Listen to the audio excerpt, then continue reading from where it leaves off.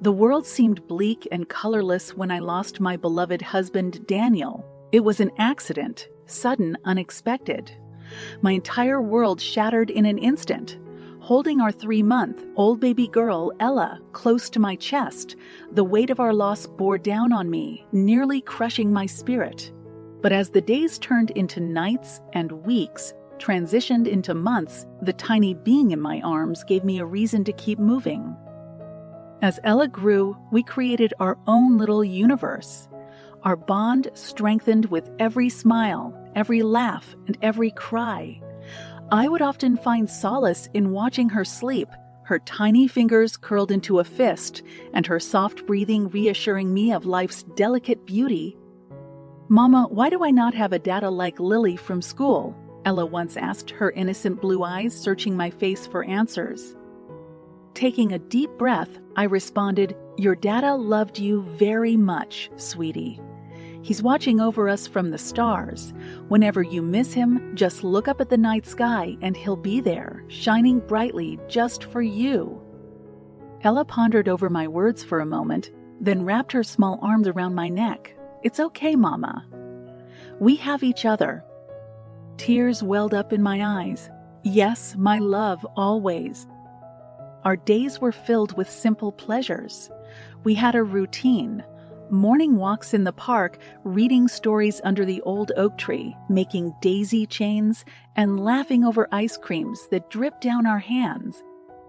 One particular day, as we sat under our favorite tree, Ella, now 5, looked up with her brilliant eyes and said, "Mommy, when I grow up, I want to be just like you, strong and happy."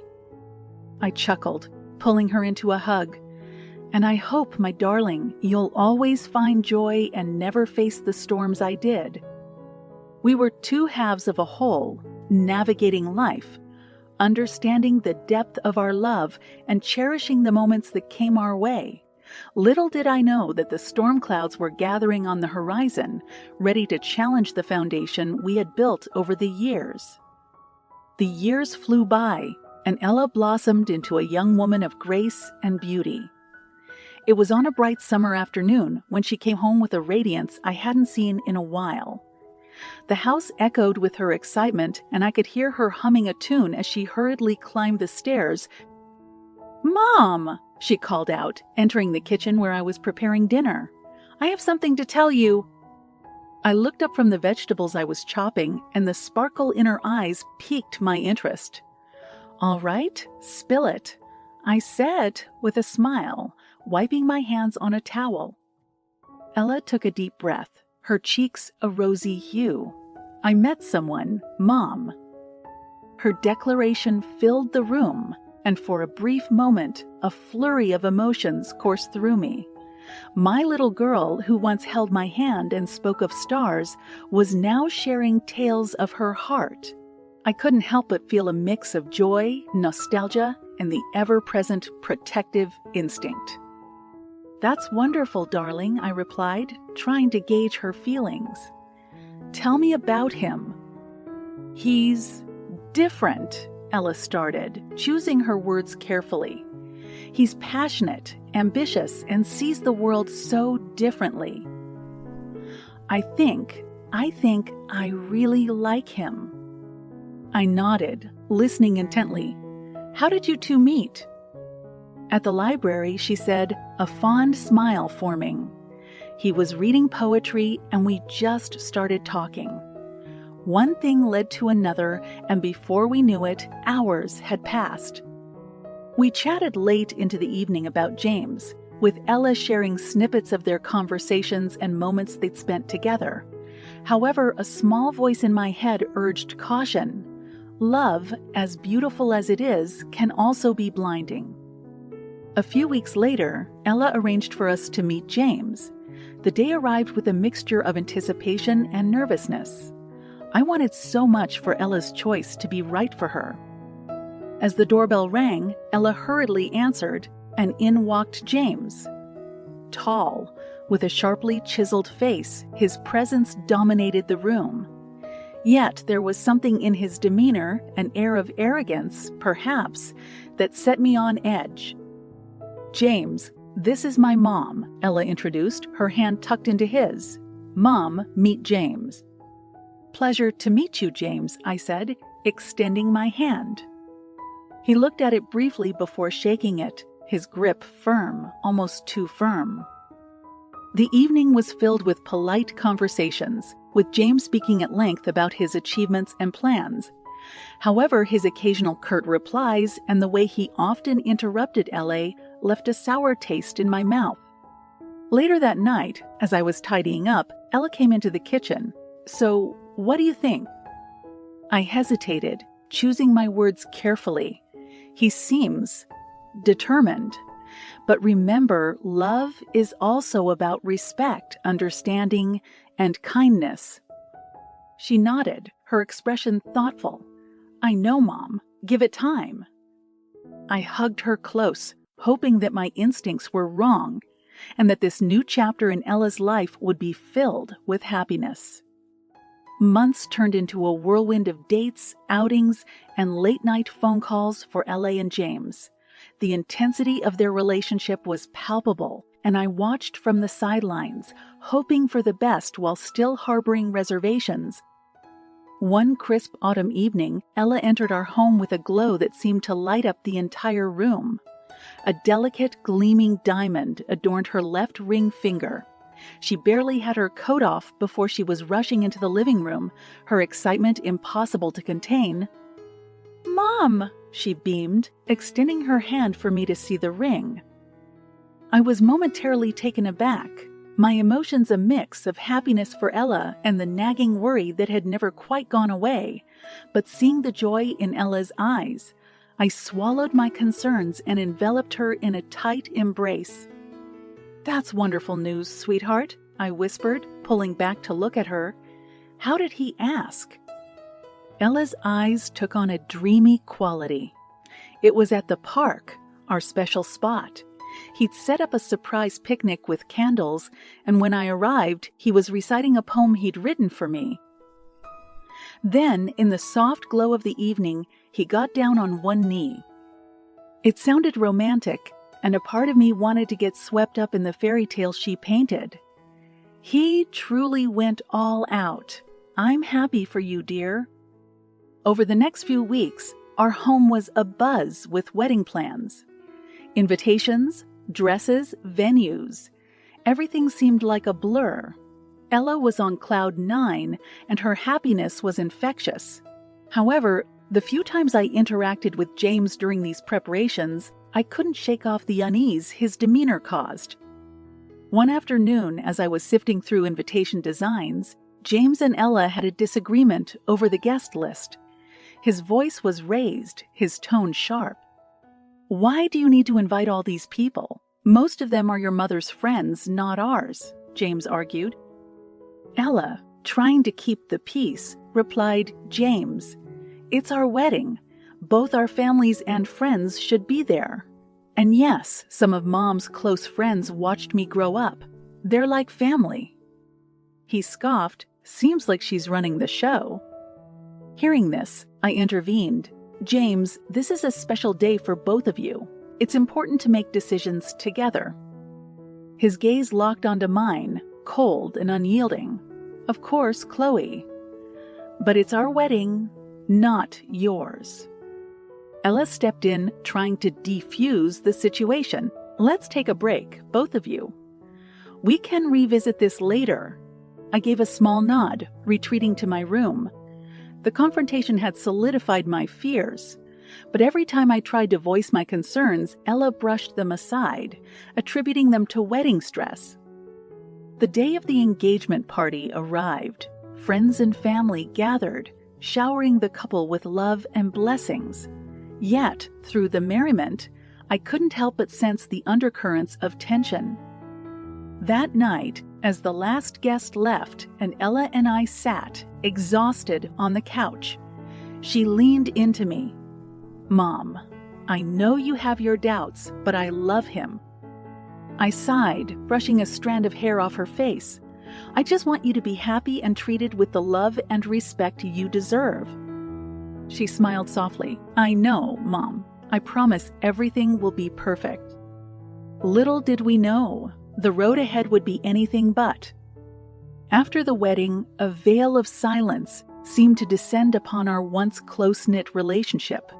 Ella and James moved into a house on the other side of town, and my visits to their home were limited. I missed our daily chats, our shared laughter, and the bond that had always been our stronghold. Ella's voice on our occasional phone calls sounded distant, often hurried, and I felt a chasm widening between us. One evening, I decided to surprise Ella with a visit. Arriving at their home, I noticed the unkempt garden with overgrown grass and wilting flowers. It was unlike Ella, who had always been passionate about gardening. I rang the doorbell and waited. Ella opened the door, looking drained and pale, her once vibrant eyes shadowed with fatigue. "Mom," she whispered, sounding genuinely surprised. Before I could respond, a voice from inside called out, "Ella!" "It's Mom, James," Ella replied, her voice wavering slightly. I stepped inside, taking in the mess of unwashed dishes, scattered papers, and general disarray. "I thought I'd drop by and see how you've been," I began, my heart heavy. James appeared, a forced smile on his face. "Chloe, this is unexpected." "I just wanted to spend some time with L.A.," I responded, trying to keep my tone even. James's eyes flicked between Ella and me. "Sure, just make sure it's not too long. We have plans." Ella gave a weak nod, leading me to the living room. We sat, the silence punctuated only by the ticking of the clock. "Ella," I started gently, "is everything okay? You seem—" She took a deep breath, her fingers fidgeting. "It's just—" I reached out, taking her hands in mine. "Darling, you can always talk to me, no matter what." Tears filled her eyes, but she blinked them away. "I know, Mom. It's just a phase. We'll get through it." The weight of her unspoken words hung heavy in the room. My instincts screamed that something was amiss, but without Ella opening up, I was at a loss. As I was leaving, I pulled her into a tight embrace. "Remember, you're not alone. You have me." She whispered back almost inaudibly, "I know, Mom. I love you." Days turned into weeks, and my concern grew with every passing moment. Each time I tried reaching out, there seemed to be a wall that neither of us could breach. Ella's life appeared to be spiraling, and I felt helpless, watching from the outside. Late one night, a call from an unknown number lit up my phone. Answering it, I was met with sobs. "Mom," Ella's voice trembled, "I need you." My heart raced as I grabbed my keys, the urgency in her voice echoing in my ears. The dark days had descended, but I was determined to bring my daughter back to the light. The drive to Ella's home felt like an eternity. My mind raced with worst-case scenarios, each more harrowing than the last. When I arrived, the house was eerily silent, the only light emanating from the living room window. I didn't bother knocking, pushing the door open. Inside, I found Ella sitting on the floor, her back against the sofa, tears streaming down her face. I rushed to her side, pulling her into my arms. "What happened, sweetheart?" I asked, trying to keep my voice steady. She hesitated, taking a shuddering breath. He lost his temper again, Mom. He threw a vase at me, and then he left." Her voice trailed off, her fingers tracing the red mark on her forearm where the vase had struck. Anger and despair welled up inside me. "Ella, this has to stop. You can't go on like this."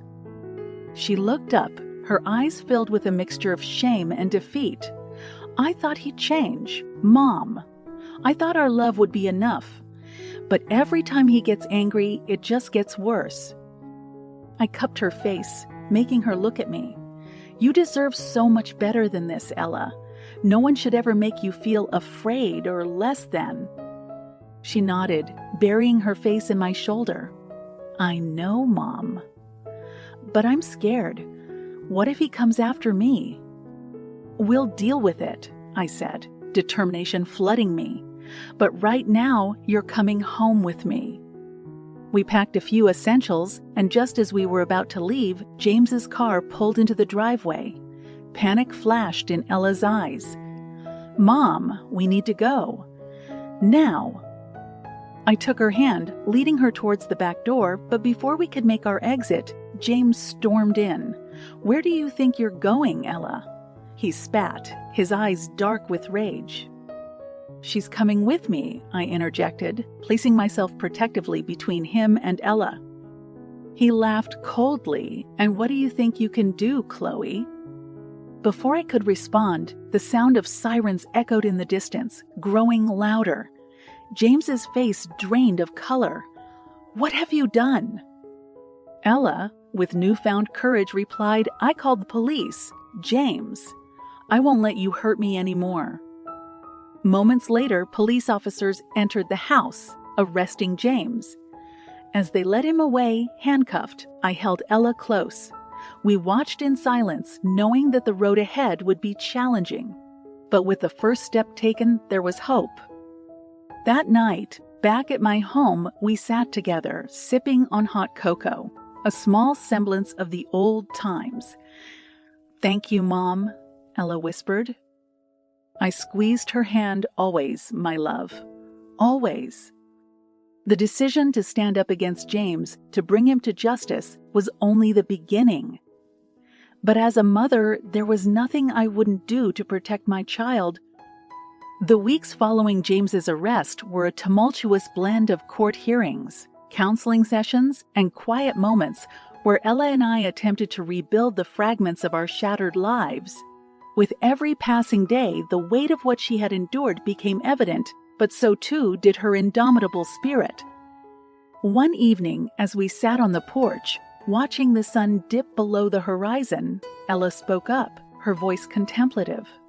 You know, Mom, I've been thinking a lot about my life, about the choices I made and where they led me. I looked over, giving her an encouraging nod. And what have you realized? She took a deep breath, her gaze fixed on the horizon. That sometimes we wear blinders. We choose to see only what we want, ignoring the red flags, the warnings. I convinced myself that love was enough to change James, to erase his flaws, but in doing so, I lost myself. My heart ached for her, for the pain she had gone through. Ella, we all make mistakes. But it's never too late to make things right, to find your path again. Ella smiled weakly. I know. And that's what I want to do. I want to go back to school, finish my degree, maybe even open that little bakery I always dreamed of. My eyes welled up with tears of pride. That sounds wonderful, and I'll be right here, cheering you on every step of the way. She leaned her head on my shoulder, her voice soft. I know. Thank you, Mom, for everything. The next few months were transformative. Ella re-enrolled in college, taking up courses she had left behind. She immersed herself in her studies, finding solace in learning and the company of friends who supported her journey. The dream of her bakery began to take shape, and together we would spend weekends testing out recipes, laughing at failed experiments, and celebrating the successes. One day, as we decorated cupcakes in the kitchen, Ella looked up, her eyes shining with tears. Mom, I've been offered an internship at a renowned patisserie in Paris. It's a 6-month program. I paused, processing the news. That's amazing, Ella, but are you sure you're ready? She nodded, determination evident in her posture. I need this, Mom. To rediscover myself, to find my passion again. I hugged her tightly. Then you should go. Spread your wings, just promise to come back to me. Ella chuckled, wiping away her tears. Always. This will always be home. The day Ella left for Paris was bittersweet. Watching her embark on this new chapter, I couldn't help but feel a mixture of pride and sorrow. But above all, I felt hope. Ella's time in Paris was transformative. She thrived, honing her skills and building connections. Her letters home were filled with tales of her adventures, of the people she met, and the lessons she learned. By the time she returned, Ella was a changed woman, stronger, more confident, and ready to take on the world.